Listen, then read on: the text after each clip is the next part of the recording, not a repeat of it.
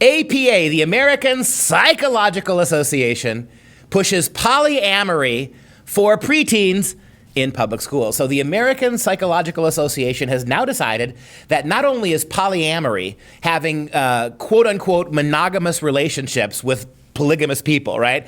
Having 3, 4, 5, 6, 10, 20, 30 people in a exclusive relationship that is itself what? Marriage? Whatever you want it to be. So the idea that monogamy now is finally dead, according to the APA. The APA is basically arguing that monogamy is abnormal and wrong, and we're going to teach polyamorous relationships. We're going to mainstream them for preteens in public schools. Unless you think that this is just someone kind of stating this, it actually says on the APA's website that their goal is to, quote, promote education and training on sexual orientation and gender diversity across contexts and audiences. And what I like is the very next thing they say is to use psychological knowledge to advocate for the advancement of social justice, public interest, and the welfare of lesbian, gay, bisexual, and transgender, and gender nonconforming and queer people. So you can see that in their own stated goals, it's not about understanding the human psyche or doing anything that, is scientific. It's all about advocating for a specific set of people, and that's what they're doing. The APA has become woke, and the idea that for those of you who are under any illusions here, this is not the aspect of psychology that's putting rats through mazes.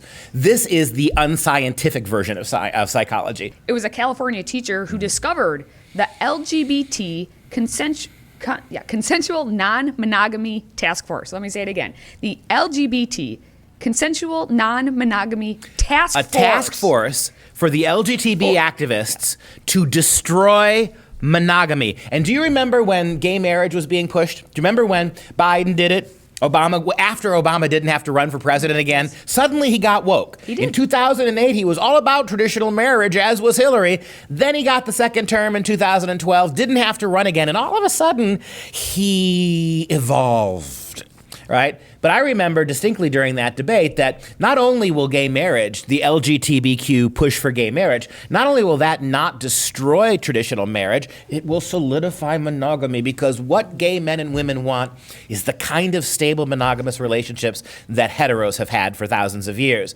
And now we have a task force by that same LGBTQ organization whose job it is to destroy monogamy with the help of the APA. And I want mom and dad out there, it doesn't matter if you're not in California, but especially if you are in California, go to the California Department of Education website. Okay, it's cde.ca.gov,